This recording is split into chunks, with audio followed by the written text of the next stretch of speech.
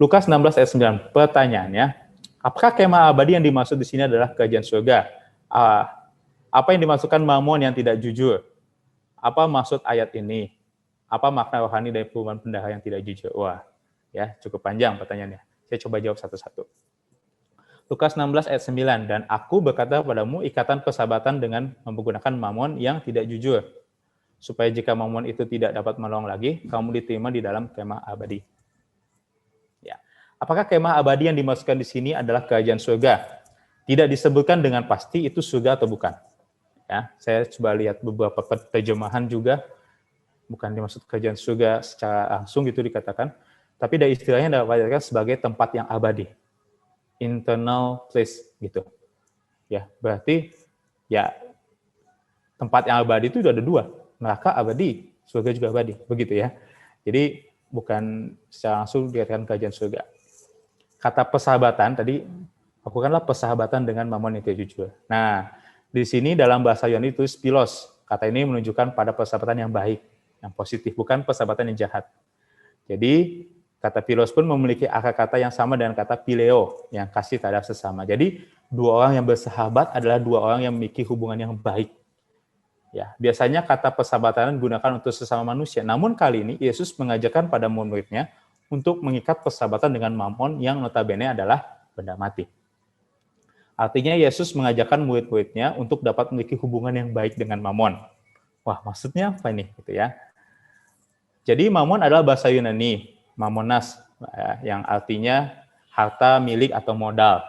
Oke, juga bisa diterjemahkan dengan uang. Jadi jelas sekali bahwa mamon adalah benda mati. Benda mati adalah benda yang tidak bergerak. Lalu Alkitab edisi studi mengatakan bahwa mamon atau uang tidak dengan sendirinya jahat. Jadi uang itu netral, Bapak Ibu. Namun orang sering berlaku curang demi mendapatkan uang. Namun sifat mamon atau uang tidak abadi. Allah menawarkan hal yang jauh lebih berharga, yaitu kediaman abadi. Oke, maksudnya bersahabat dengan mamon artinya apa? Artinya coba kendalikan mamon itu. Jangan kita menjadi bermusuhan karena kita perlu materi, tapi juga bukan dikendalikan. Oke, jadi bersahabat dengan mamon yang tidak jujur itu artinya kita jangan menjadi duniawi, tapi pakailah itu dengan bijaksana, bahkan kelola. Nah, memang perumpamaan yang pasal ini perumpamaan yang paling banyak teka-teki, Bapak Ibu ya. Kenapa Yesus bisa bilang banyak perdebatan juga? Lalu mamon yang tidak jujur apa artinya? Kata tidak jujur, ya adikia dalam bahasa Yunani, kata ini mempunyai pengertian injustice, iniquity, unrighteousness, wrong atau salah gitu ya, tidak ada yang baik begitu ya.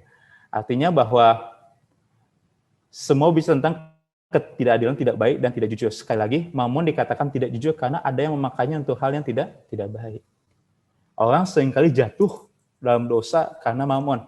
Karena apa? Orang mempergunakan mamon itu dengan salah.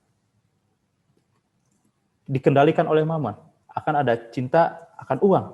Bukan uang yang bermasalah, tapi cinta akan uangnya yang bermasalah. Gitu ya. Jadi mamon tidak jujur. Yesus menyempatkan suatu cerita yang benar-benar dapat terjadi kemudian ya, tentang bendahara yang tidak jujur. Ada seorang bendahara mengurus keuangan perusahaannya, gitu ya, kalau kita terjemahkan masa sekarang. Suatu ketika orang kaya itu melihat, curiga bahwa bendahara itu mengabur-hamburkan miliknya, lalu orang kaya itu memanggil bendahara itu untuk mengaudit pembukuan-pembukuannya, gitu ya. Agar mudah dimengerti, saya coba terjemahkan begitu. Bendahara itu tahu bahwa tuduhan-tuduhan yang ditujukan padanya benar. Bahwa ia telah korupsi dan sekarang ia kebingungan tidak bisa mempertanggungjawabkannya. Uang yang sudah ia korupsi itu dan mengembalikan kepada tuannya. Maka untuk menyelamatkan diri, dia membuat suatu siasat, yaitu dengan membuat para debitur, orang yang berhutang kepada tuannya itu, menjadi berhutang kepada bendahara itu. Oke. Harta yang dibebaskan kepada para debitur oleh si bendahara itu bukanlah miliknya, tetapi milik tuannya, maka bendahara itu tidak merasa rugi atau dirugikan. Apabila ia memberikan kemurahan kepada para debitur, ya, uang itu bukan uangnya kok. Ya. Sebaliknya, bendahara itu merasa aman dengan cara memberikan haircut atau diskon kepada para yang berhutang pada tuannya. Ini penting bagi kedudukannya di masa depan sehingga dia tidak dipecat atau malah dipermasalahkan di pengadilan. Lalu Tuhan Yesus menyampaikan sebuah paradoks. Kalau orang dunia saja tahu bagaimana cara menghindari bahaya penghukuman untuk memperoleh aman, orang dunia saja tahu bagaimana harus berbuat dengan cerdiknya, bendahara itu melepaskan dirinya dari ancaman pemecatan atau lebih jauh memesan sampai ke pengadilan. Benda itu mengubah piutang perusahaan karena dia tidak dirugikan. Uang itu juga bukan miliknya. Ya. Lalu pertanyaan, mengapa anak-anak Allah tidak bersikap seperti bendahara itu? Mengapa anak-anak Tuhan pelit, tanda kutip, mendekat pada Mamon itu dalam genggamannya dan tidak mau membagikan bagi orang yang membutuhkan untuk perbuatan sosial dan sebagainya. Seharusnya kita juga bisa menaruh sikap yang sama untuk memperoleh harta di surga. Seharusnya anak Tuhan tidak pernah merasa rugi ketika kita mendistribusikan berkat Allah yang dipercayakan kepada kita. Oke, jadi kisah ini dipakai dalam Lukas, mirip juga dengan kisah-kisah yang lainnya. Ya, sebuah kisah yang tokohnya itu kesannya jahat atau negatif, tapi untuk mengajarkan pesan yang baik. Ya, Bapak Ibu ingat kisah tentang hakim yang lalim di pasal selanjutnya? Ada orang terus minta pada hakim itu, daripada dia mengganggu, udah saya kabulkan saja. Terus Tuhan Yesus bilang, hakim yang lalim saja tahu harus berbuat demikian, apalagi Bapamu di surga. Jadi seperti kisah bendahara yang tidak jujur ini menjadi alat untuk menjelaskan pesan yang baik, ya, seperti paradoks begitu Tuhan Yesus menjelaskannya. Jadi itu artinya gitu ya. Bendahara yang lain mesti tahu, bendahara yang tidak jujur tahu bagaimana ya untuk membuat baik pada orang lain demi keselamatan dirinya.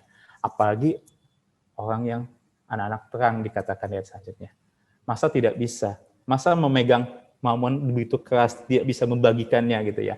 Masa dikontrol dengan mamon dengan gitu ya? Karena itu berkaitan dengan di ayat selanjutnya, Yesus menegur orang Farisi yang cinta akan mamon, cinta akan uang, begitu. Ya, kira-kira ini memang perumpamaan yang susah, tapi saya coba sederhana menjelaskannya.